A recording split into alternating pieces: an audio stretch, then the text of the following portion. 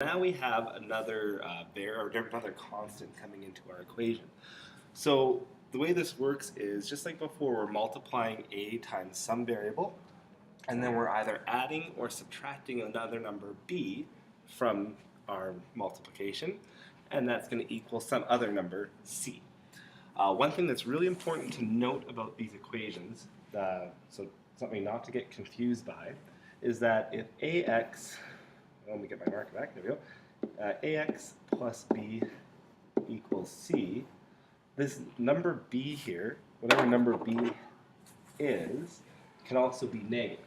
So I could have something like ax plus, I'm going to put a number in, plus negative 6 equals c.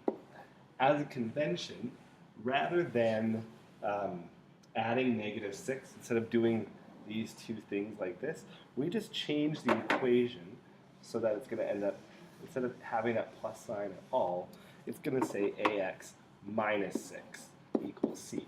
So it's still the same type of equation, so don't let that plus sign throw you off. Adding a negative is exactly the same thing as subtracting a positive.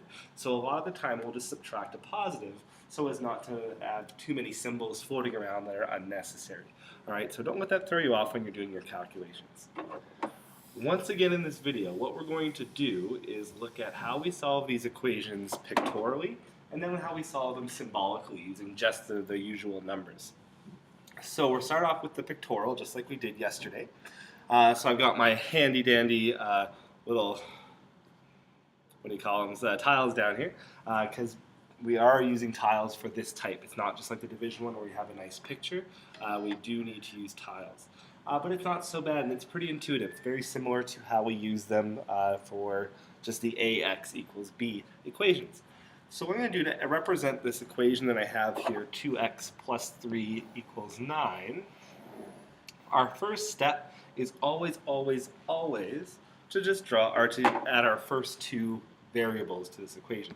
So I'm going to draw, or in my case, slide these two positive x tiles over. And I know they're positive x tiles because the coefficient for x in my equation is a positive 2. It's not negative 2. Had it been negative 2, I would have used negative integer tiles. And I'm going to draw an equal sign underneath here. All right. I'm not quite done yet. For the left side of my equal sign anyway, I have my 2x values, but I need to also add my 3 positive, if I can get them to go, my 3 positive tiles over here as well, because the left side of my equation says 2x plus 3. So now I have that on the top of my equal sign here, 2x and my 3 positives. Now all I need to do is add 9 positives over to the other side of my equal sign. I'm just going to drag them over quickly and we can rearrange them after to make them look nice and pretty for you guys. So right now we have 6 positives, 7, 8, 9. So as it sits right now, I have modeled the exact expression that I highlighted, surrounded in green there. So I have 2x plus 3 positives equals 9 positives. But now what we want to do is solve for x. And just like in our ax plus b equals c videos, what we want to do is get the x values by themselves. So the first thing we need to do is get rid of these 3 positive values there.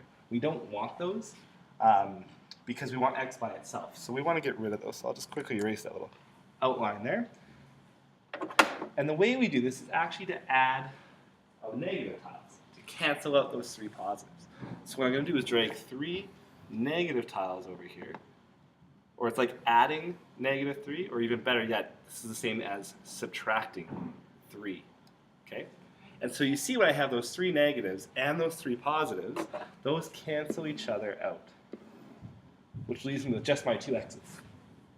And I'm hoping at this point in the unit, you're understanding that whatever we do to one side of the equation, we also have to do to the other side of the equation. So I'm just going to straighten these up a bit to make my life a little bit easier. All right, so I'm just straightening up my lines. So because I added 3 negatives to the top of my equal sign, or to the left side of my equal sign, if I was drawing it horizontally, I now need to add 3 negatives to the other side of the equal sign. Otherwise, it's not going to be equal anymore. So I drag my 3 negatives over, and what that does is it cancels out those pairs. Okay? So now, what I'm left with, I'm just going to draw a little arrow over just to show this. Now what I'm left with is 2x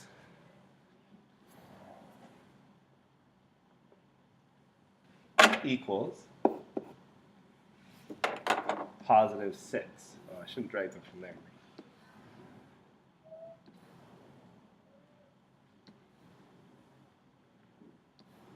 I'll straighten these up for you guys in just a second. Alright, so I got all 6 of them over here now. 3, 1, 2, 3. And so now I go back to the way we did this when we were solving equations of the type ax equals b. All I've done is made it so that each x value lines up with the same value of positive tiles or negative tiles or ones tiles in general. And now all I have to do to get my answer is circle here. All right. So what this circle, or what I've circled here, is telling me is that x equals positive 3. All right. Now, just like I was saying in my other videos, we need to make sure we're double checking our answer. If we don't double check our answer, we could be wrong because we made a silly mistake somewhere in our earlier calculations. So I'm going to take this positive 3 and substitute it in for x in my original equation. So now I'm going to have, and let's see if the colors will work for me, 2 times 3 plus 3 equals 9. 2 times 3 is 6, plus 3 is 9, and that does work out. So this is correct. I can give myself a check mark for that one. We call these types of equations two-step equations. If you recall, we called the ax equals b equations one-step equations, and the x divided by a equals b questions were also one-step equations because there's only one necessary step to solve them. Here I have 2 steps. The first thing I need to do is get rid of my ones value. Sorry, let me just get my mouse here. My mouse doesn't want to come back. That's okay.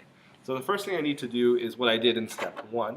I got rid of my plus values, or my extras, what I'm adding on, and then I have to divide. So I have 2 steps to solve these questions. And then you should always go back and check. All right, let's look at how we solve these using opposite operations, or solving them symbolically. Just like with our ax equals b equations, or x divided by a equals b questions, we have to use the opposite operations to isolate x. So we want to find x by itself, and to do that we have to sort of remove everything that's being done to x. So here, unlike the previous equations we've looked at, x has 2 things being done to it. Number 1, we're multiplying x times negative 3, and number 2, we're adding 7 to our x value. So what we want to do first is get rid of both of those numbers so that we can find out what x is. Now to do that, we have to actually follow reverse order of operations. So normally, when you're solving any kind of problem, you should use BEDMAS and solve it in that order. All right? But remember, algebra is just doing math backwards. So if we're doing the math backwards to find out what our original question was, having been given the answer, we have to flip BEDMAS around, so instead we'll be solving it using SAMDEB. And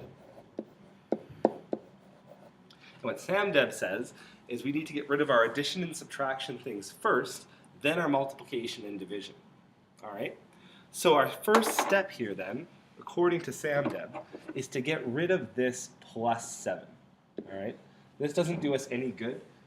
If we try to divide by negative 3 first, it's hard to tell what to divide. So the easiest thing is for us to do is going to be to get rid of this plus 7. All right? And just like before, we want to use the opposite operation to do that. So here I'm adding 7 to x. So to undo that, I'm going to subtract 7 from this side of the equal sign, which means I also have to subtract 7 from this side of the equal sign. All right? So now, when I add 7 and then subtract 7, those cancel out. So I'm left with negative 3x. And when I go 19 minus 7, I get 12. Now this looks just like our ax equals b type equations. So all we have to do now is divide both sides of this equation by negative 3. All right. So now x equals 12 divided by negative 3. So x must equal negative 4. I'm going to go back and put that into the equation just to make sure it makes sense. So I have switch colors to make it a little easier. Sorry for you. Negative 3 times negative 4 plus 7 equals 19. Negative 3 times negative 4 is positive 12. 12 plus 7 does equal 19. So I give myself a check mark. Because I got that right. It's good for me. Let's try the next one. It's no harder, but this time we are subtracting b. And like I said, subtracting a number is the same thing as adding a negative of that number. So that's why we still use that same ax plus b equals c style of equation. All right, so here, instead of subtracting negative 8, or because I'm subtracting negative 8 in this question, what I want to do to undo that is add 8. All right, so now I have 4x minus 8 plus 8. Those two cancel each other out, which is what I want. But now I also have to add 8 to this side. So now I get 4x equals, and then negative 20 plus 8 is negative 12. All right. And now, just like an ax equals b equation, I just have to divide both sides of the equation by 4. These cancel out. And now I'm left with x equals negative 12 divided by 4. Negative 12 divided by 4 is negative 3. All right? And once again, I'm going to take the time to substitute that negative 3 back into my equation to make sure it makes sense. So I have 4 times negative 3 minus 8 equals negative 20. And that's negative 12 minus 8 equals negative 20. And it does. So that works out. So that is the end of our ax plus b equals c equations. You'll notice that really only the difference between these equations and our ax equals b, or our x divided by a equals b equations, is that we have 2 steps to solve. First, you have to get rid of the addition or subtraction, and then you remove the multiplication. Again, you remove those just by doing the opposite operation, and that should lead you to the correct answer.